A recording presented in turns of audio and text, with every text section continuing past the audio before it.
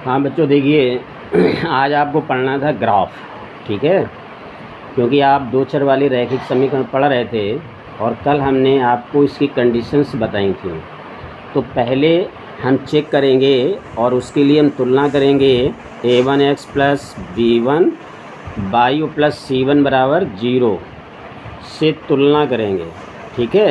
जब तुलना करेंगे तो देखिए a1 का मान क्या मिलेगा 2, b1 का मान क्या मिलेगा 1, c1 का मान क्या मिलेगा -6।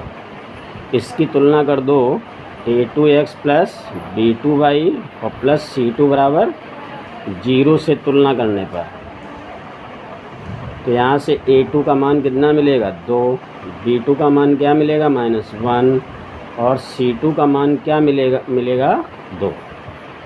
अब यहाँ से चेक करें, पहले a1 बटे a2 का मान निकालें। a1 है 2, a2 है 2, आपको क्या मिला 1 बटे 1।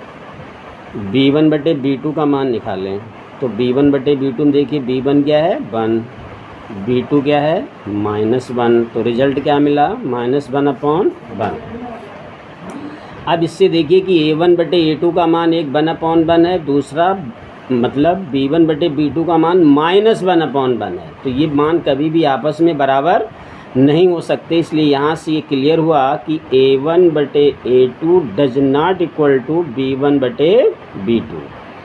अब जब ये क्लियर हो गया तो ये पक्का हो गया कि ग्राफ जो है एक दूसरे को कहीं ना कहीं अवश्य प्रतिच्छेद करेगा।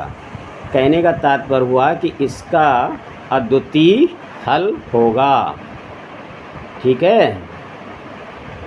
अब हल होगा तो देखिए ग्राफ कैसे खींचते हैं, बहुत आसान सी बात है, ध्यान से देखिएगा। पहला समीकरण आप देख रहे हैं, समीकरण 1 से ये आपका है 2x प्लस बाई और बराबर 6, पक्षांतर कर लीजिए तो यहाँ से बाई की वैल्यू आपको क्या मिल जाएगी 6 प्लस 6 माइनस 2x, ठीक है। अब देखिए इसकी एक टेबल बनाएंगे। टेबल बनाने के लिए इस तरीके से आप टेबल बनाइए और मिनिमम वहाँ पर x और y के 3 मानों को आप ज्ञात करेंगे। तो देखिए इस तरीके से टेबल बनाएंगे x बराबर और y बराबर। अब इसमें कुछ नहीं करना है आपको, x का मान अपनी मर्ज़ी से लेते जाओ, y का मान निकलता जाएगा। जैसे x का मान आपने 1 ले लिया तो इस समीकरण में रखो y बराबर 6 - 2 × 1, तो y बराबर 6 - 2 यानी y का मान क्या मिल गया आपको 4, y के सामने कॉलम में रख दो। अब आपने मान लो x का मान क्या ले लिया 2, तो x बराबर 2 लेंगे, फिर इसी समीकरण में रखो तो y बराबर क्या हो जाएगा 6 - 2 × 2 यानी y बराबर 6 - 4 यानी y बराबर क्या मिलेगा 2। जब x का मान आपने 2 लिया तो y का भी मान क्या मिला 2।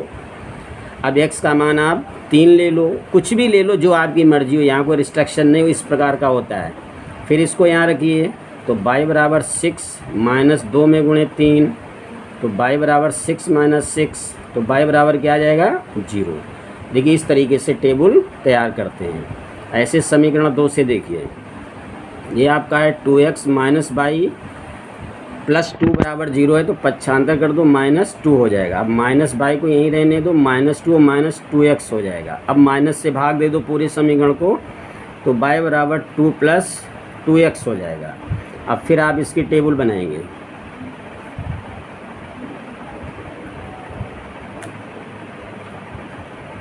x बराबर और y बराबर, जैसे आपने x का मान 0 ले लिया तो इसको समीकरण में रखो तो y बराबर 2 × 2 प्लस 2 × 0, तो y बराबर 2 + 0 बराबर 2 यानी y का मान क्या आ गया 2।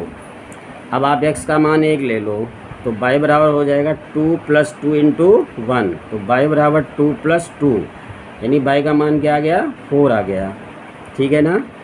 अब आप y का मान क्या ले लो x का मान -1 ले लो, कोई प्रॉब्लम नहीं। तो देखिए यहाँ से आपको मिलेगा y बराबर 2 + 2x है ना, तो y बराबर 2 + 2 और एक जगह -1 रखो तो y बराबर 2 और -2 हो जाएगा, तो y का मान क्या मिल जाएगा 0। तो इस तरीके से ये टेबल तैयार करेंगे और टेबल तैयार करने के बाद अब हम x के मानों को ज्ञात करेंगे। वो ग्राफ खींचेंगे। ग्राफ खींचने के लिए आप ग्राफ पेपर लीजिए और इस तरीके से उसे 4 भागों में डिवाइड कर दीजिए। देखिए ग्राफ को मैंने 4 भागों में डिवाइड किया है।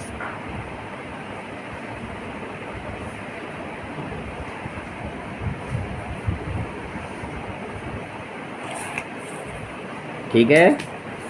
अब ग्राफ पे एक ध्यान रखिए, पैमाना लेना अति आवश्यक होता है। बिना पैमाना के कोई ग्राफ नहीं खींचा जा सकता है।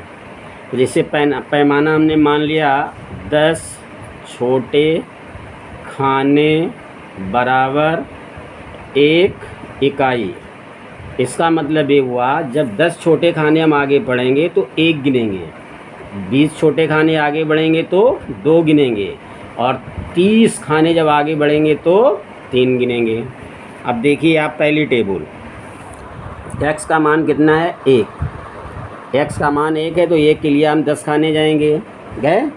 फिर y का मान कितना है 4। ये भी देख लीजिए कैसा है +4, तो +4 का मतलब ऊपर हम 40 खाने जाएंगे। 1 के लिए 10, फिर दूसरे के लिए 10, फिर तीसरे के लिए 10, फिर चौथे के लिए 10। ठीक है। और ये तुम्हारा जो पॉइंट होगा ये आपका पॉइंट होगा 1,4। ठीक। दूसरा बिंदु है, देखिए x की वैल्यू कितनी है 2, तो 20 खाने आगे आएंगे। अब देखा आपने कि y की वैल्यू 2 है और प्लस है तो ऊपर जाएंगे 1 और 2, तो ये वैल्यू आएगी। तीसरी है x का मान 3, तो 30 खाने आएंगे। लेकिन y का मान आप देख रहे हैं 0, तो ना ऊपर जाएंगे ना नीचे। क्लियर। और ये बिंदु आपका हो जाएगा 3,0 और ये बिंदु था आपका 2,2। अब इन बिंदुओं को मिलाते हुए एक लाइन खींचेंगे। ये लाइन ही आपकी ग्राफ कहलाएगी। कल जब मैं पढ़ा रहा था तो मैंने आपको बताया था कि अलजेब्रा का graph always come in straight line. बीज गणित का जब भी ग्राफ खींचा जाता है तो वो हमेशा एक सीधी रेखा में आता है। ये रेखा खींचने के बाद इस रेखा पर इसका समीकरण आप लिख देंगे। समीकरण है 2x + y = 6। जिस तरीके से ये आपने ग्राफ खींचा इसी तरीके से दूसरी टेबल देखिए। हमने x का मान क्या लिया था 0, तो 0 का मतलब हम कहाँ खड़े होंगे मूल बिंदु पर। लेकिन y का मान कितना है 2, कैसा है प्लस है, तो इसका हम 20 खाने ऊपर जाएंगे। ये बिंदु आपका जो आएगा ये होगा 0,2। फिर आप देखिए x का मान मैंने 1 ले रखा और y का मान कितना आया 4, तो 4 खाने आप ऊपर जाएंगे, है ना। तो 1 2 3 4, देखिए ये बिंदु भी इसी पे आ गया 1,4। और फिर -1 x का मान है तो -1 मूल बिंदु के इधर 10 खाने आएंगे। x का मान माइनस है तो मूल बिंदु से इधर जाएंगे। और y का मान 0 है, अगर 0 है तो ना ऊपर जाएंगे और ना नीचे, तो ये बिंदु हो जाएगा -1,0। अब इन बिंदुओं को मिलाते हुए हम एक रेखा खींचेंगे और ये रेखा भी हमारी एक सीधी रेखा आनी चाहिए, क्योंकि बीजगणित का ग्राफ कभी भी तिरछा या टेढ़ा या बेड़ा नहीं होता है, always come in straight line.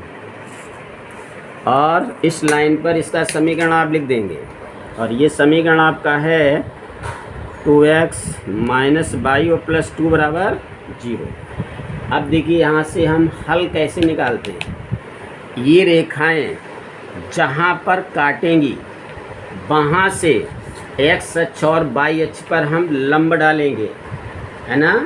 Draw the perpendicular from the cross point, है ना। तो देखिए यहाँ से क्रॉस हो रहा है तो ये लंब होगा और y अक्ष पर ये लंब जाएगा। देखिए उत्तर को कैसे लिखते हैं, ध्यान से देखेंगे आप लोग।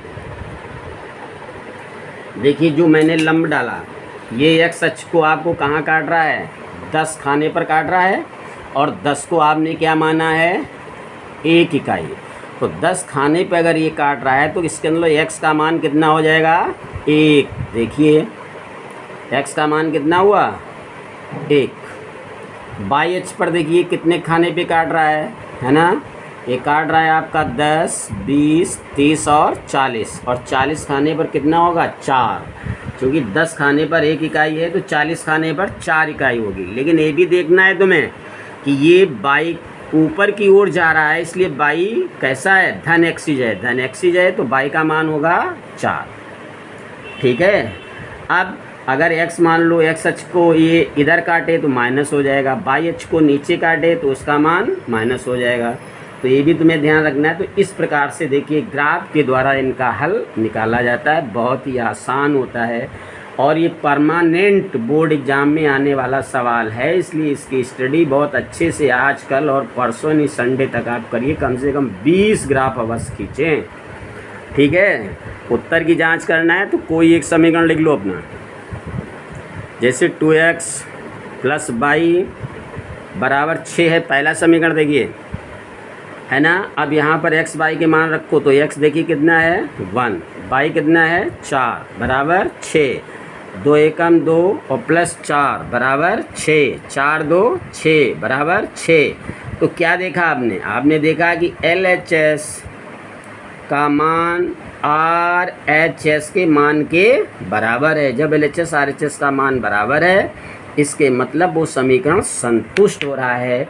और समीकरण जब भी संतुष्ट होता है जब x और y के मान उनका सही हल होते हैं। तो ये कन्फर्म हो गया कि सवाल आपका सही है। तो इस तरीके से आप आज और कल 2 दिन इस ग्राफ का अध्ययन करेंगे। दैट्स